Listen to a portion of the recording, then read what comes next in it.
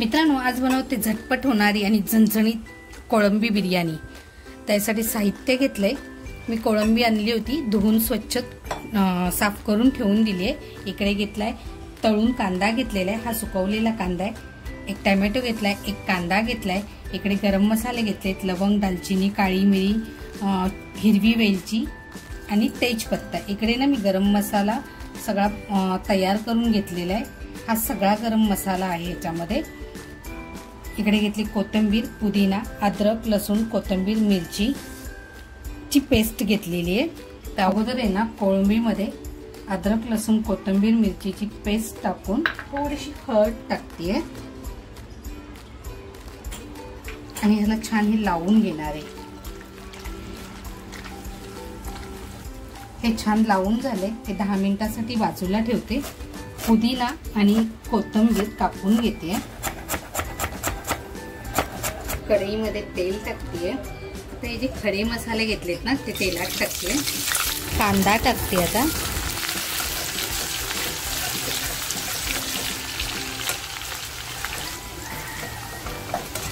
कांदा लालसर झालाय, टोमॅटो टाकते।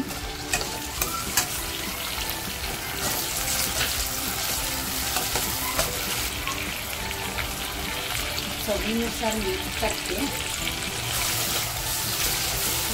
टोमॅटो आहे ना छान फ्राय होईल।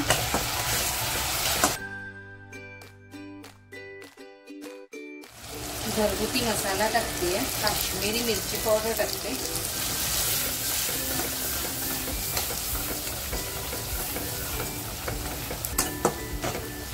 आता जे गरम मसाले कुटून घेतले होते ना बिर्याणीसाठी ते टाकते।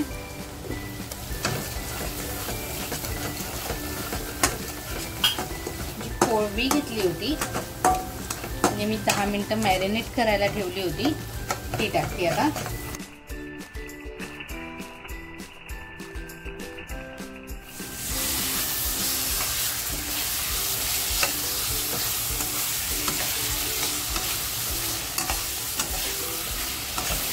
अगदी आहे ना 5 मिनिटांसाठी झाकण ठेवते, म्हणजे कोळंबीला पाणी सुटेल।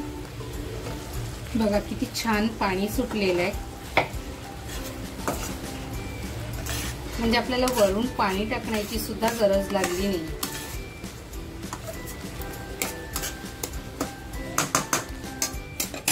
आता जो पुदिना आणि कोथिंबीर घेतली आहे ते टाकते।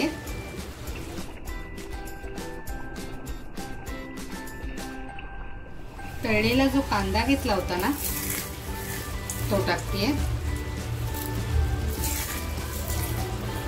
आणि आता हे छान मिक्स करून घ्यायचे आपल्याला।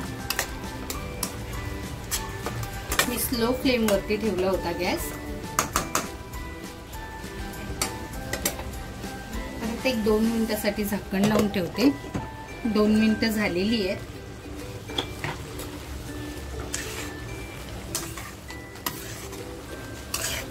मी ना भात शिजवून घेतला होता, त्याच्यामध्ये आता भात टाकते मी।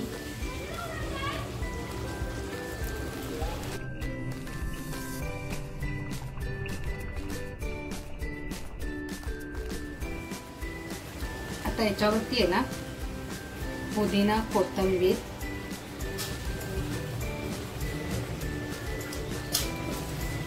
तळलेला कांदा होता तो टाकते। थोडंसं केसरचं दूध केलेलं आहे ते टाकते आणि थोडंसं तेल टाकते, म्हणजे असं मधी मधी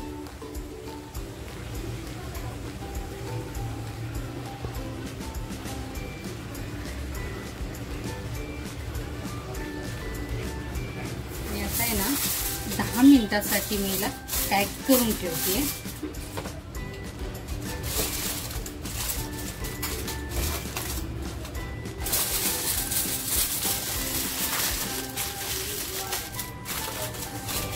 भात छान तयार झालाय, गॅस बंद केलाय मी।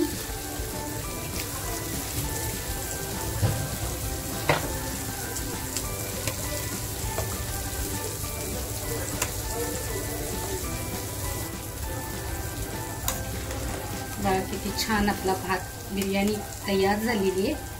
मिक्स करून घेते.